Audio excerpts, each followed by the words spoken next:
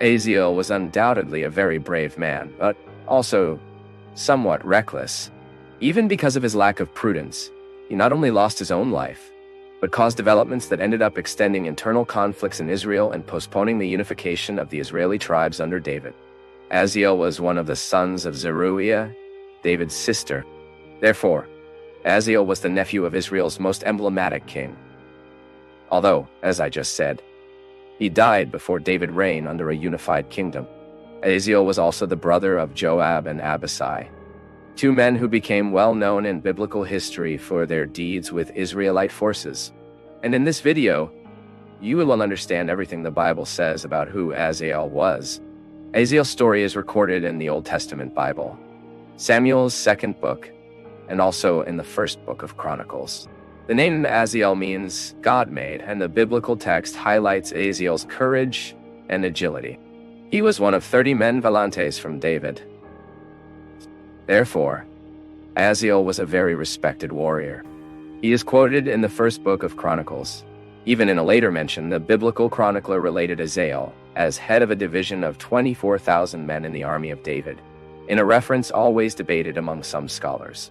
It turns out that, in this reference, which is in the first book of Chronicles, chapter 27, verse 7, the problem here is that Asahel had already died when David became king of all Israel, so some critics see a certain inconsistency.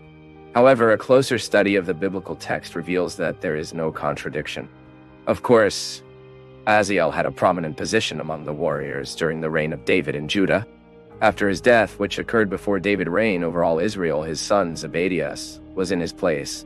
Thus, then the fact that Asahel's name is related in a position of honor during David's reign in Israel is not a chronological contradiction in biblical history, but most likely a reference to his participation in the army of David, and then a kind of honor that Asahel received posthuma through his son's person as his representative before Israel's army. But undoubtedly, Asahel's highlight in the Bible occurs because of his reckless death. The context in which this happened was the dispute between the supporters of David and the house of Saul. We know that after the death of King Saul and his sons, Sketch, the only son of Saul's survivor, took the lead of the tribes of Israel with the support of Abner, the commander of the army of Saul. However, at that time, David's leadership was already recognized in Hebron for the tribe of Judah. So the Bible says there was a great battle in Gibeon between the Sketch troops, led by Abner, and the troops of David, led by Joab. And what happened was that Abner's troops were defeated by David's army under Joab's leadership. In this scenario, Asahel began to pursue Abner relentlessly. The biblical text says he was very fast, and that way Abner could not escape Asahel. Still, Abner advised Asahel to give up on that persecution, for he didn't want to hurt him. Abner knew that Asahel was faster than him, but he also knew he was superior to Asahel in combat. And in the second book of Samuel, chapter 2, between verses 19 and 22, the Bible records this moment as follows. Asahel chased Abner, and in his persecution did not deviate to the right or left. Then he looked back and asked, "Are you Asahel?" He answered, "I same."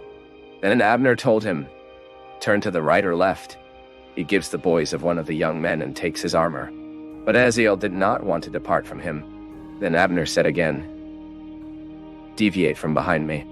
Why do I hurt you and give you to you? And how would you see your face with Joab, your brother?" However, the Bible says Asahel did not hear Abner's warnings and continued to pursue him stubbornly.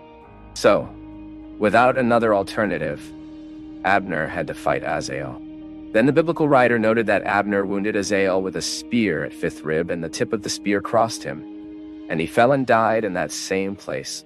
In this story, Asahel's courage was evident, but also his recklessness in insisting on entering a fight with someone better prepared than him. And then the biblical text records that Asahel's body was buried in his father's tomb in Belaim. But this incident between Asahel and Abner brought consequences to Israel. Asahel's death had significant implications for David's rise to the throne, which was eventually postponed. And what followed was a long war between Saul's house and David's house.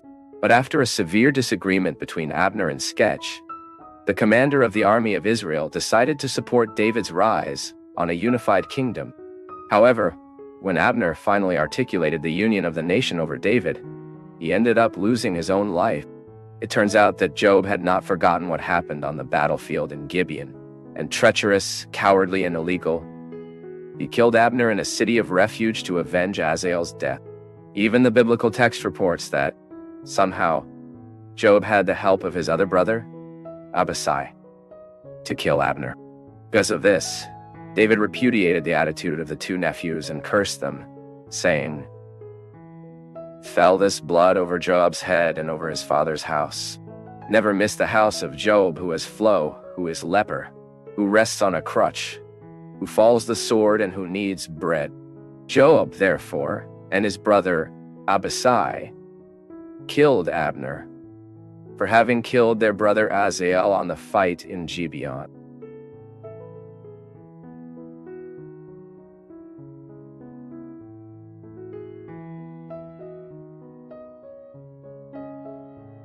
From all of us at Path of Faith, thank you for being part of today's discussion.